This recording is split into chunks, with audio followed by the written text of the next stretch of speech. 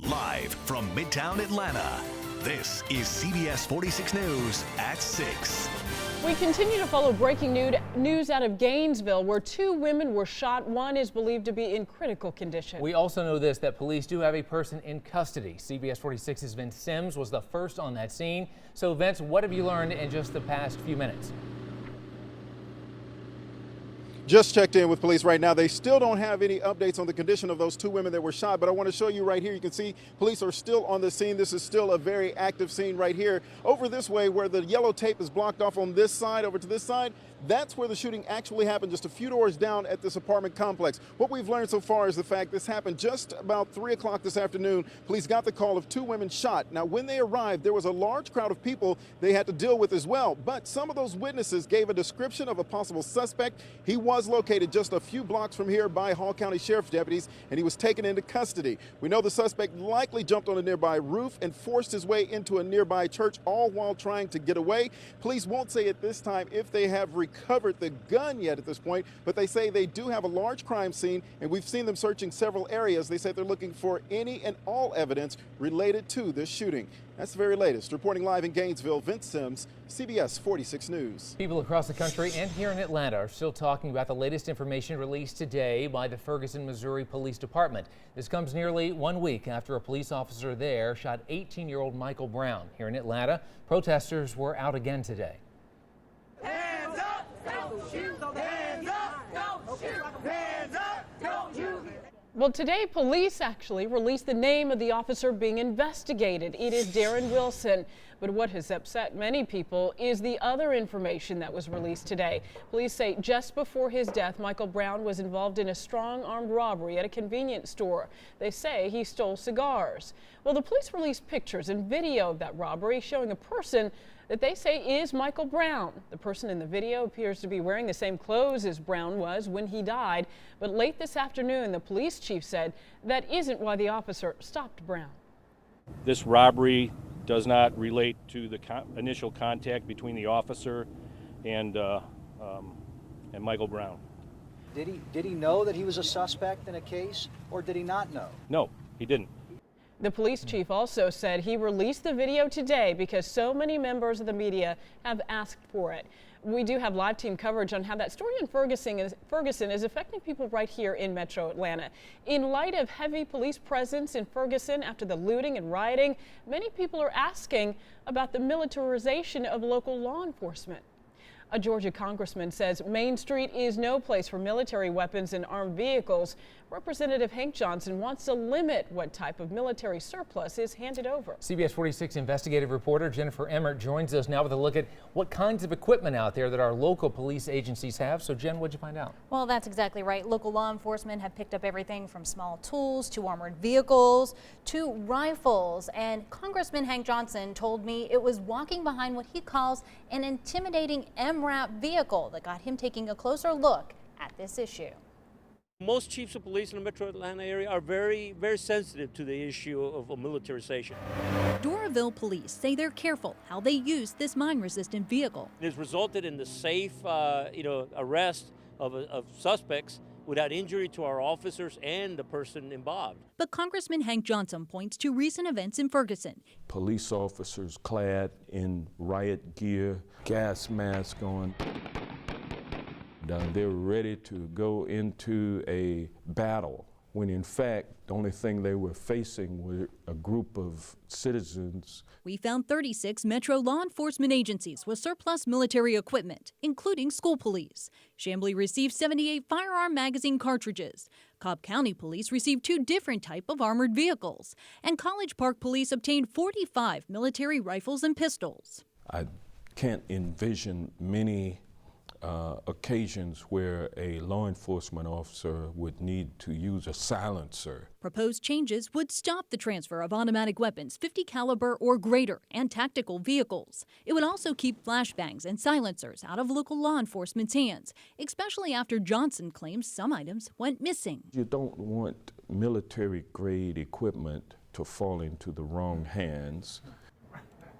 Now, also in the new law, it requires states to do a better job tracking surplus military items that are purchased by local law enforcers. Scott? So, Jennifer, people obviously have opinions on this stuff. Will the public get to weigh in here? That's exactly right. They may. An additional change in this new provision would get citizens involved, and they would require the local law enforcers to notify citizens before they bought any of this type of equipment, what it might be, before they make the purchase from the Department of Defense. Okay, Jennifer Emmert, thank you very much. We can also tell you this, that members of the Atlanta branch of the NAACP made it clear today that they want some changes after what they've seen in Ferguson, Missouri. They likened it to attacks on activists during the civil rights movement. The NAACP wants all Georgia law enforcement officers to undergo sensitivity training to prevent what happened in Ferguson from occurring here. We cannot afford to take this kind of mess. When you looked at the tear gas and the rifles and the semi-tanks, whatever you want to call it, disgraceful, and black folk and other folk of goodwill cannot afford to accept it. The NAACP says if anyone feels like that they were a victim of racial profiling, they should report it to the nearest branch from them. Protest is underway in downtown Atlanta over the events that have unfolded in Ferguson. CBS 46's Jocelyn Cannell continues our team coverage. She's live at the 5 Points MARTA station in downtown Atlanta. What are they doing there, Jocelyn? Well, that protest is underway right now. Right over here on this corner, they're chanting, "Hands up, don't shoot." Cars are going by, honking their horns in support. And for one woman over there, this hits very close to home. Hands up, Around 24 protesters gathered in downtown Atlanta late Friday afternoon. Their message: police are killing too many young black men. What's happening to our boys? What's happening to our sons and our grandsons? Anna Jackson is one of the protesters. She's from Ferguson, Missouri, where a white police officer is accused of gunning down a black teen. She says police violence must stop. They use excessive force. Everybody, white and black, has an interest to say no to what happened in Ferguson. Reverend Jesse Jackson also spoke out Friday about the Ferguson shooting. Speaking with Rainbow Push Coalition members in Atlanta, he called this a pattern, pointing to other high-profile cases involving the killing of African Americans, such as the shooting death of Trayvon Martin in Florida. Ferguson's police force only has 3 African Americans, even though the city is predominantly black. Jackson says in many ways that same inequality still exists in Atlanta today. Many blacks in Atlanta are facing 3 times unemployment of whites. There's in the city of Atlanta, then there's Buckhead. hands up. Anna Jackson says until something changes, she will continue to make her voice heard. The community there is my community, and I know there are good people there, okay? And I have to fight for my sons and my grandsons, and I encourage everyone to come out and do the same. And getting back to Reverend Jesse Jackson, he says he's asking the White House to host an urban policy conference to help enact change. We're live in Atlanta. Jocelyn Cannell, CBS 46 News. And several people from our area have come out and said that they are heading to Ferguson to see if they can help. DeKalb County's Director of Public Safety, Cedric Alexander, will meet with police and protesters this weekend there. He is also the head of a national organization of black law enforcement executives. Community activist Marcus Coleman is also heading to Ferguson. And also Reverend Raphael Warnock of the historic Ebenezer Baptist Church. He told CBS 46 he is willing to go if leaders there ask for his help. For continuing coverage of this developing story, all you have to do is head to our website anytime you want. Visit CBS46.com. We've got full coverage, including the latest details, pictures, videos, and social media response right there in the blue box at the top of our webpage. You'll see it under Fury in Ferguson. Well, the next time your child gets sick, let the treatment come to you. The new service offering house calls when your pediatrician's office is closed. Plus, you're a bank. Supposed to protect my money. A father loses thousands after card numbers are compromised at a popular local bank. How the breach happened and also the hundreds of customers who were put at risk. And a Georgia group claims your child's history book isn't telling the whole truth, and they're taking the fight to Congress for change. You're watching CBS 46 News at 6. Tonight, a man who was left for dead after a shooting at his workplace talks about his amazing recovery and says there is one reason he's still with us.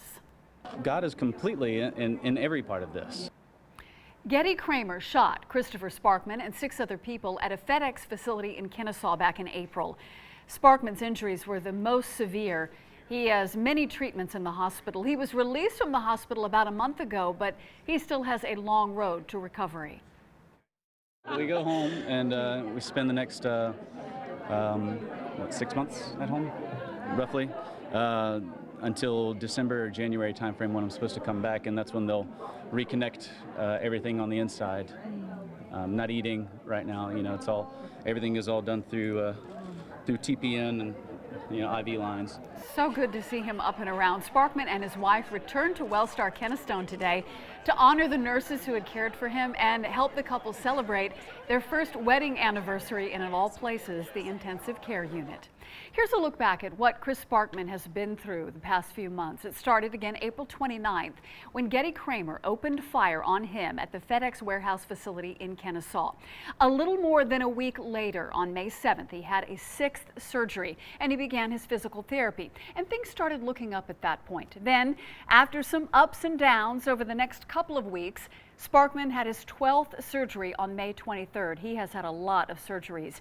2 days later, on May 25th, he and his wife celebrated that one-year anniversary, as I mentioned, in the ICU. It was 4 days after that that Chris celebrated his 29th birthday.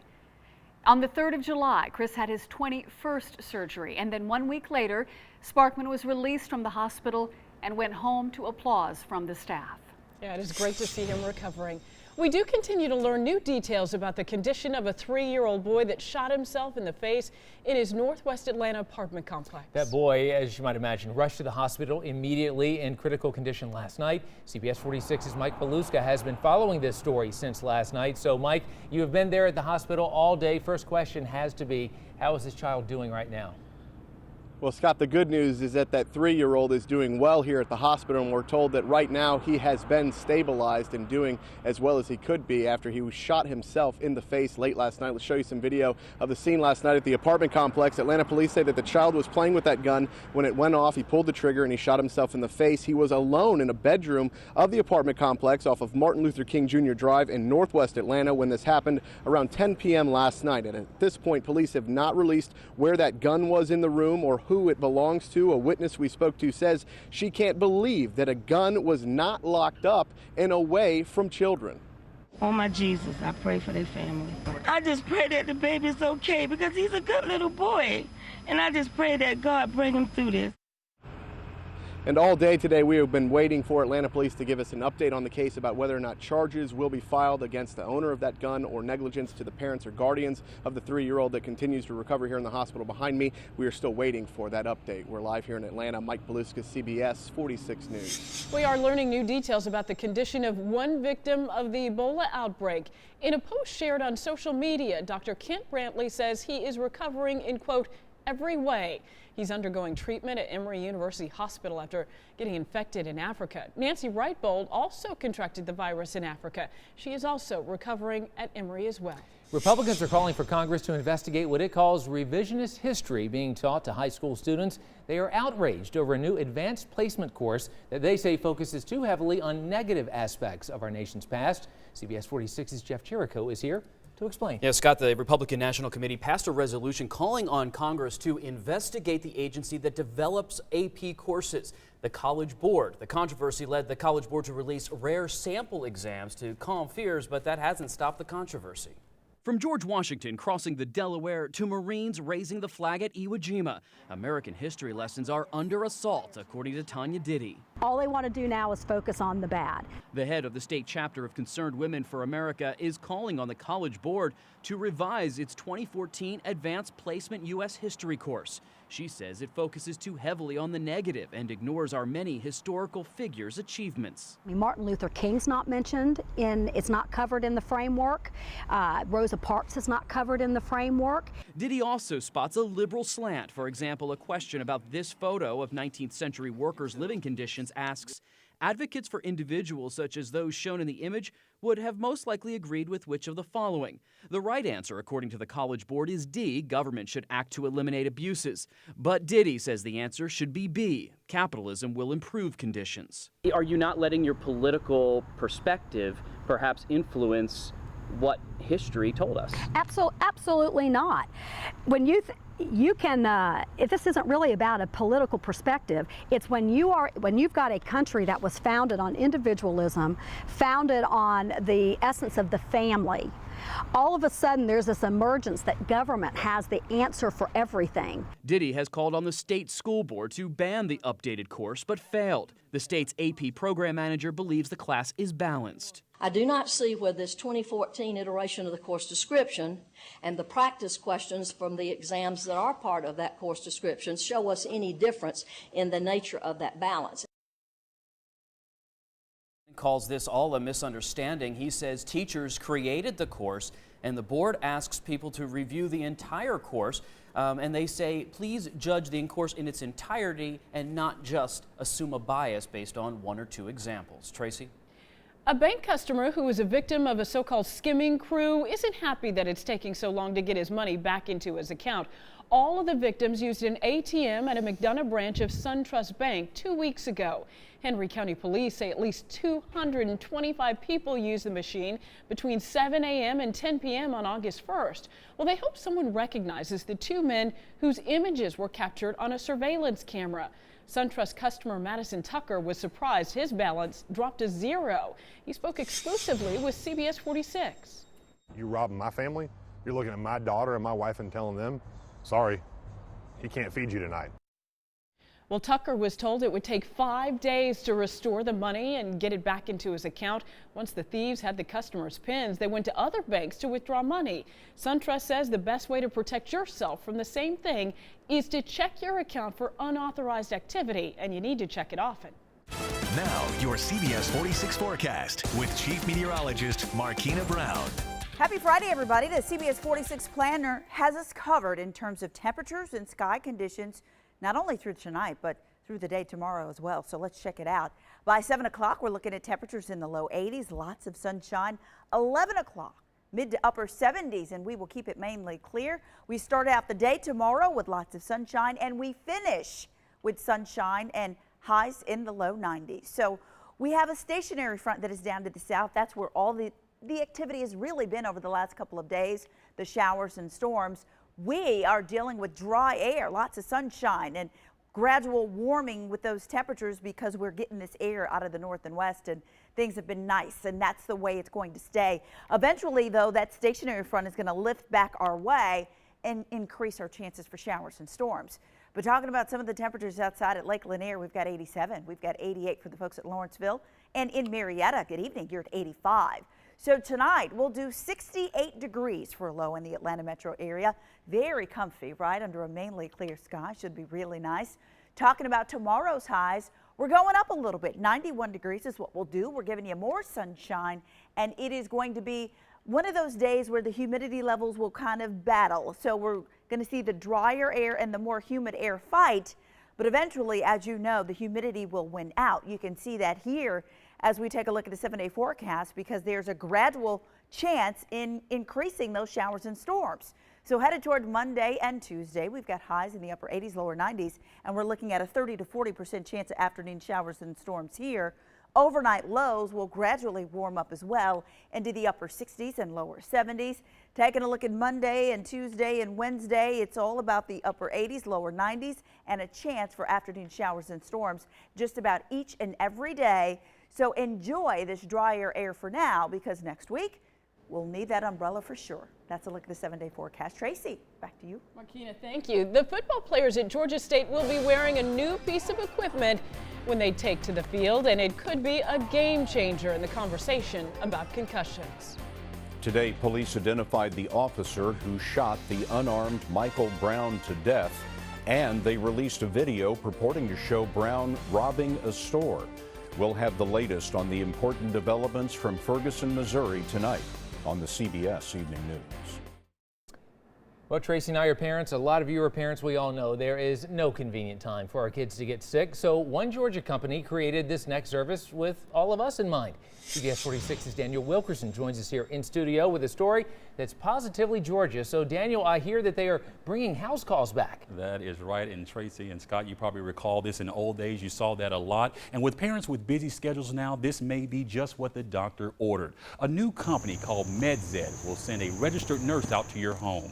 They say they hook up a Skype-like connection, they hook it to a computer, and so you see all the tools that you would normally see in a doctor's visit. The only difference is a doctor is sitting on the other side reading your child's vital signs. We're told the cost is similar to an urgent care visit. Taryn Bowman recently tried this service and says it is the way to go.